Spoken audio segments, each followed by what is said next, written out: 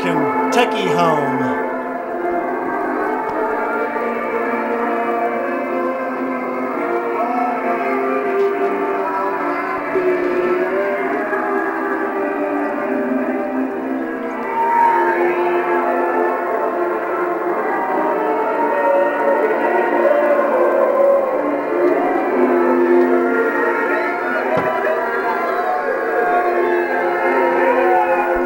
Are we ready? Midnight interlude.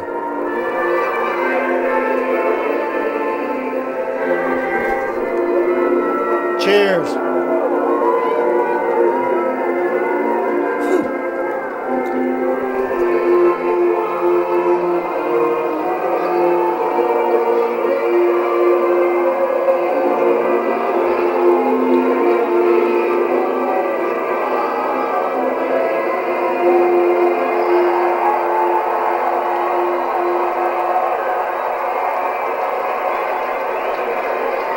And here are the horses for the 137th Kentucky Derby.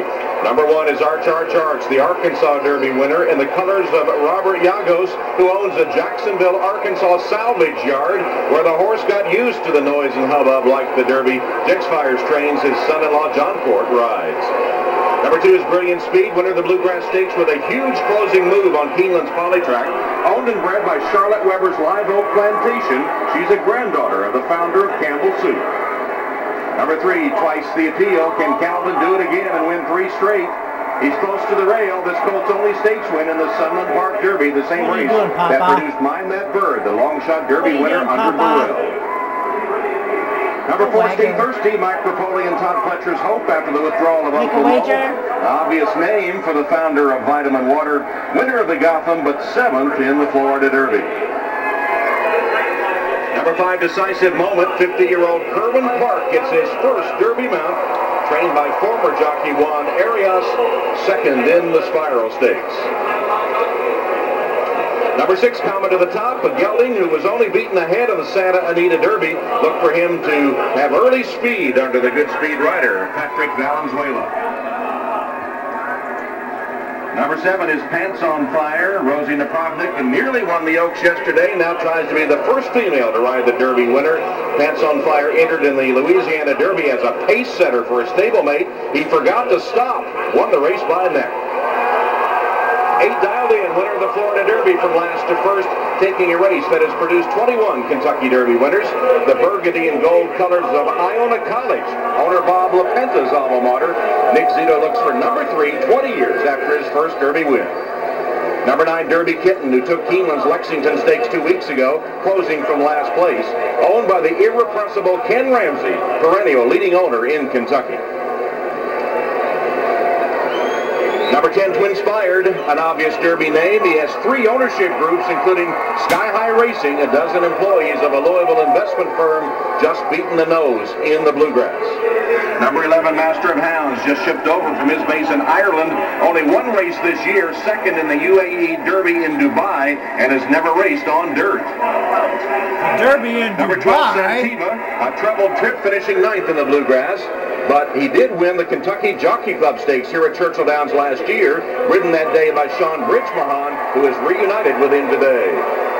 13, Mucho Macho Man. The 3M has drawn sponsorship from the 3M Company. The biggest horse in the field and the youngest. He won't celebrate his actual 3-year-old birthday till after the Belmont Stakes. Losing a shoe, he had an excuse for his 3rd in the Louisiana Derby and trained by heart transplant recipient Kathy Ritvo. 14 is Shackelford, who nearly won the Florida Derby at over 60-1, setting the early pace, just beaten ahead by Dialed In. Trained by Dale Romans, who virtually grew up at Churchill Downs, where, like Dale, his dad Jerry was leading trainer.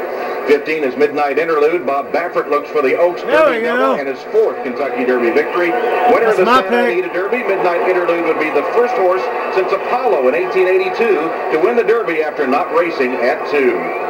Animal Kingdom is 16, only 4 career starts, never on dirt. Rallied from last to win the Spiral Stakes with bucking history. Needles in 1956, the last to win the Derby after a 6-week layoff, and the last to win with only 4 previous starts. Exterminator in 1918. 17, Soldat, winner of the Fountain of Youth, but then 5th as the favorite in the Florida Derby, where he was taken back off the pace, trained by Kieran McLaughlin, who went to his mentor, Wayne Lucas, for Derby advice. Uncle Mo would have been 18, scratched.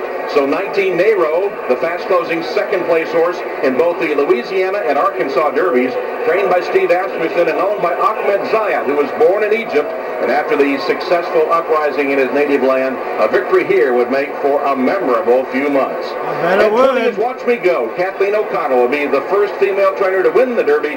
This colt won the Tampa Bay Derby, but then disappointing 6th in the Illinois Derby. And there you have the 19 horses that will contest the 1.25 mile Kentucky Derby. Julian LaPeroux rides the favorite, Dialed In. John Cord, his first Derby on Arch. And Rosie Napravnik, Hands on Fire, looking to be the first female to win the Roses.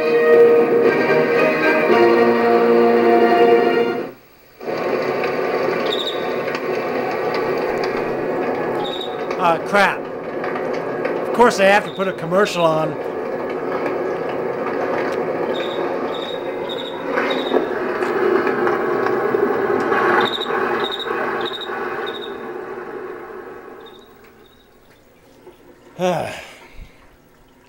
We got about, what, 2 minutes, I think. So they have to, like, get a commercial in.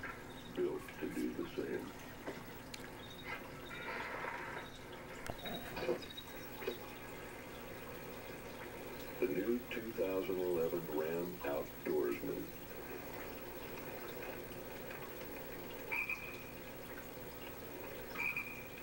But I must say, that's a good commercial. The official truck of the Kentucky Derby. Guts, glory, Ram. Now's the time to move from where you are. Gotta like that.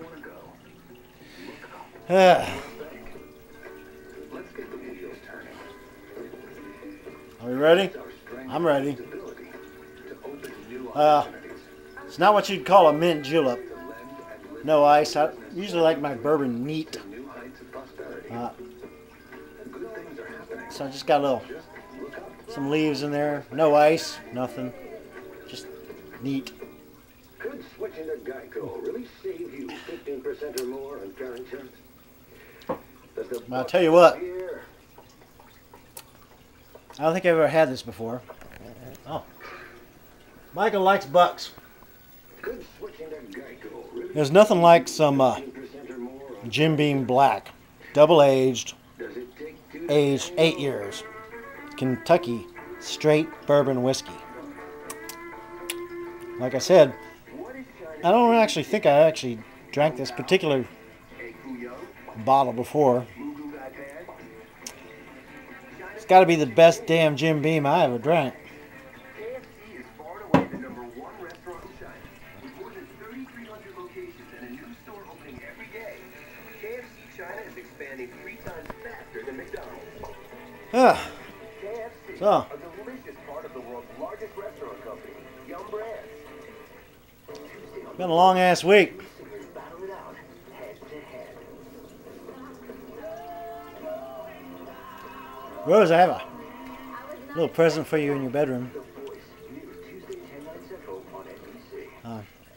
You'll like it. Oh, thought we were back on the Derby. 3 years ago, more than 35,000 thoroughbred horses were born across America. Now 19 have made it to the starting gate. I know. It's just the Kentucky Derby. Bite my tongue. It's the best 2 minutes ever.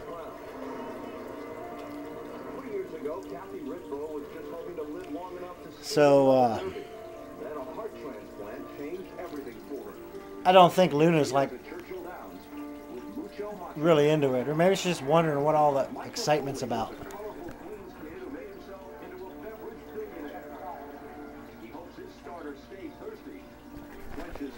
I think she's probably just like, what the WTF, you know? Well, by my calculations, we got only about 2 minutes, more or less. Pants on Fire, yeah, definitely good. So we'll see what's going on. Can't be too much longer here. 19 horses emerging out of a pool of thousands. Crap. I'm at a loss for something to say. The one-crown Kentucky Derby. The answer is moments away. The answer, like they said, is moments away. So here we go. Churchill Downs coming up now. For a Kentucky Derby, a record crowd of 164,858. That'd be the place. Jeremy just asked me to like go downtown for a little rally with some friends of ours, but went into that. Had a chance to go to the Derby, that I'd be into. Taking their warm-ups in front of this record crowd. Anybody acting up? Has it bothered any of them? A little bit dialed in. He looked pretty good. He was getting a little upset, and then we had Talking Heads. Nervous as he came on the racetrack. Master of Hounds. He was acting up. They're not used to these types of post parades in Europe. He did just arrive here on Thursday. Donna, what about you? What are you seeing out there? Well, I asked Julian Leperoux if he was better today than he was in the Florida Derby. Dowling got a little rattled in the Florida Derby, and as you know, still ran well anyway. He said he was better today, and he did try his best to get him away from the crowd, but that's a tough task here. The Stay Thirsty, the number 4, basically Todd Pletcher said he blew his race in the post parade in the Florida Derby. He looked good today, and Master of Hounds is the only horse who has not schooled at the gate this week. Back to you, Gary. And as we check the odds, I put some new batteries in this flip because when I was out at the rally in Columbus yesterday, I should have put new batteries in. It died on me.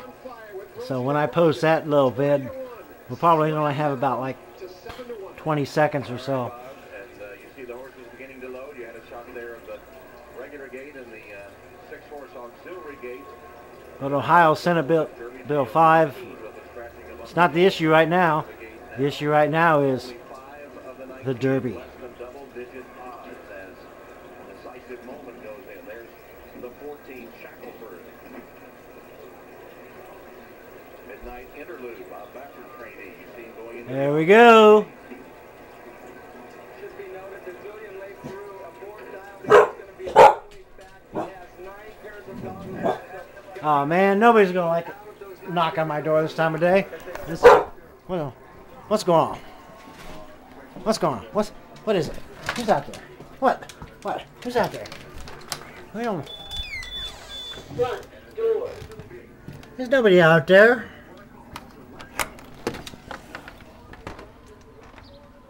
No, it just stopped raining. There's nobody out there. Right. It's race time.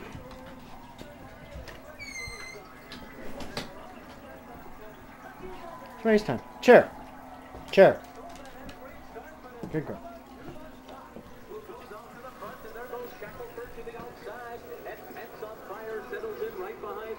Decisive moment is down at the rail. Soldat is right there to the outside, so it's going to be Shackelford. And Shackelford's going to make the lead in that mad rush to the first turn. Comet to the top on the inside second. Soldat is right there running in third position. Pence on fire fourth. Decisive moment rides the rail in fifth. Nero is sixth on the far outside. He's pretty close. He's only 5 lengths off the lead. Then Stay Thirsty, Mucho Macho Man between horses. Midnight Interlude is there. Then Santiva, Watch Me Go on the outside. At the rail is Twin-Spired. Animal Kingdom is right behind them. Then Ireland's Master of Hounds. Brilliant Speed is there on the outside. He's 10 lengths off the lead. It's another 3 to Arch, who's outside of horses and moving up. Then Calvin Burrell on the rail with twice the appeal. He's got 2 horses beaten. They're Derby Kitten and the favorite Dialed In is dead last. He's 15 lengths off the lead of 48 and 3/2 mile as Shackelford leads the Kentucky Derby field into the far turn. He's in front by 1.5 lengths. Kama to the top on the outside is second. Decisive moment is third at the rail. Pants on Fire is right there at fourth. There goes Nero. Nero is moving now on the far outside. He's moving quickly after Shackelford. It's Shackelford on the far outside. Nero coming to the top between them. Pants on Fire is there. Mucho Macho Man is fifth. Then Animal Kingdom. Nothing yet from Dialed In. He still has about 15 horses to pass. They're into the stretch. And it's Shackelford with the rail. And Nero on the outside. These 2 Animal Kingdom roaring down the center of the track. Here comes Animal Kingdom in the middle of the racetrack to grab the lead. And then it's Nero and Shackelford. But it's Animal Kingdom and John Velasquez to then it was Nero. Mucho Macho Man was third. And then came Shackelford. Animal Kingdom did it. Animal Kingdom, ridden by John Velasquez, who picks up the mount after Robbie Alvarado had been injured earlier this week.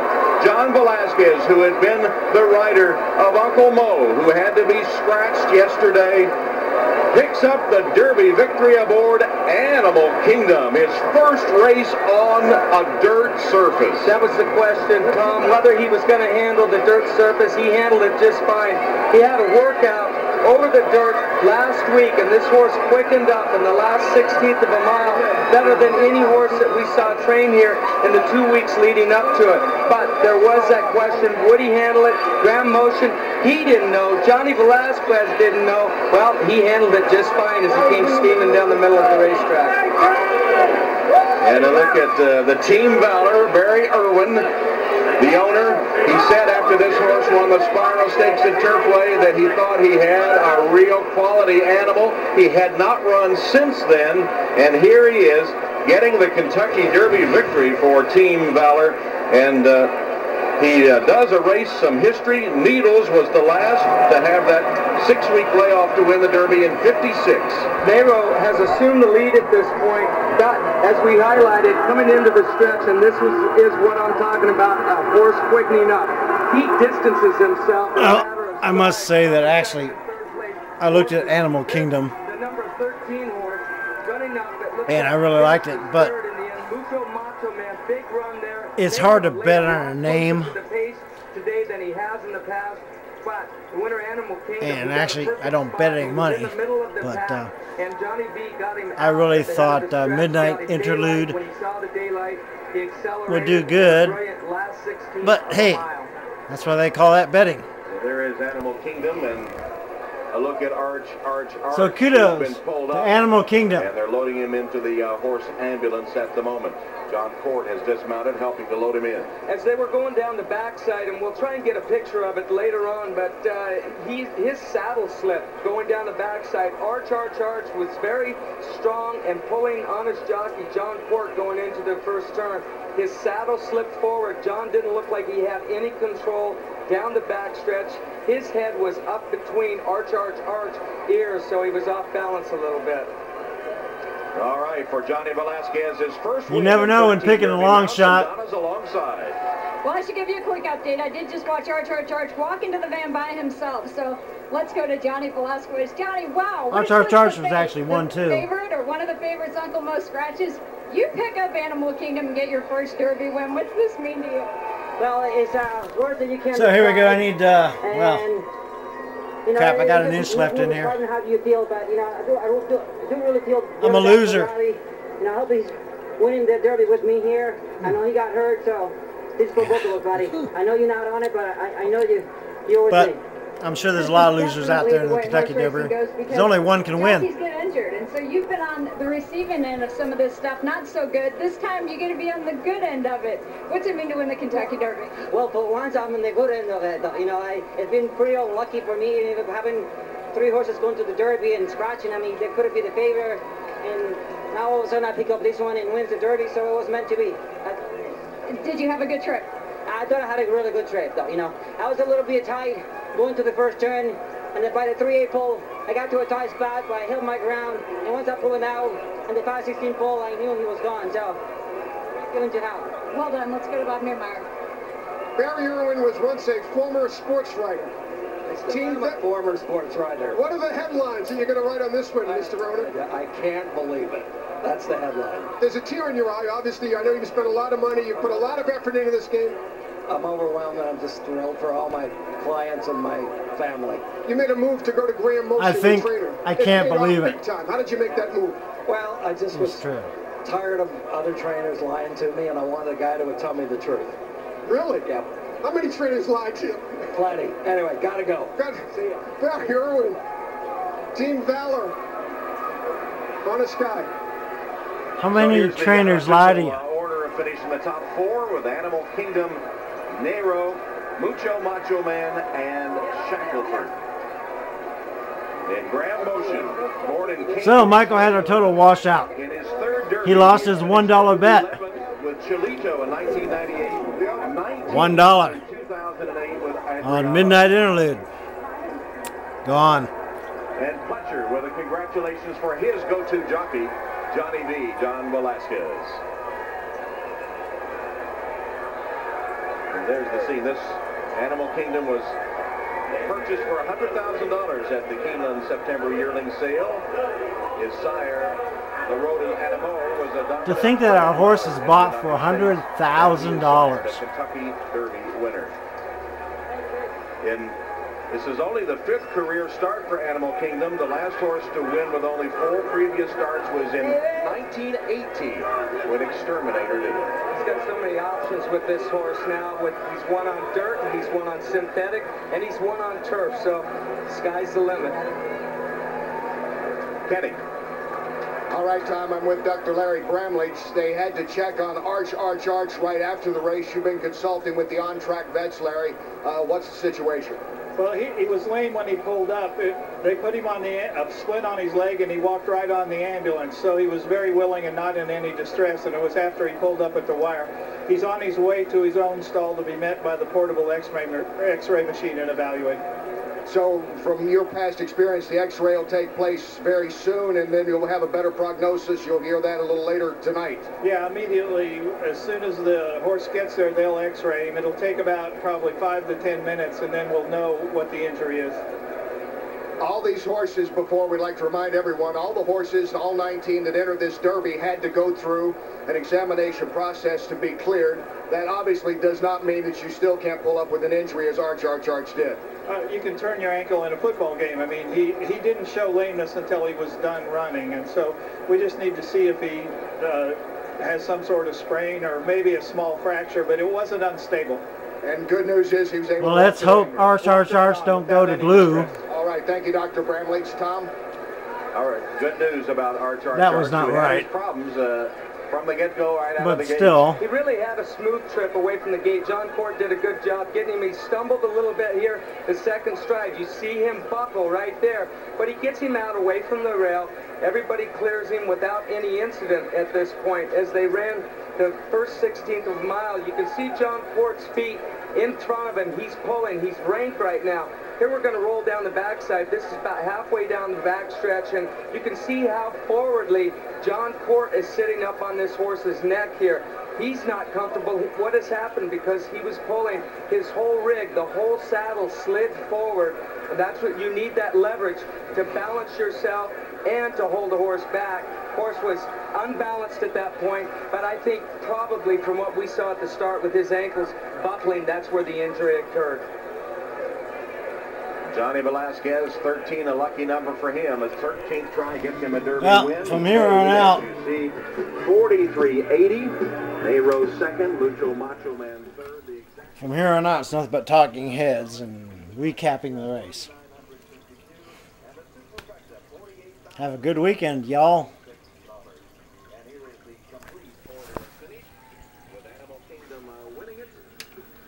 On the outside in the final strides to get the victory over Nero.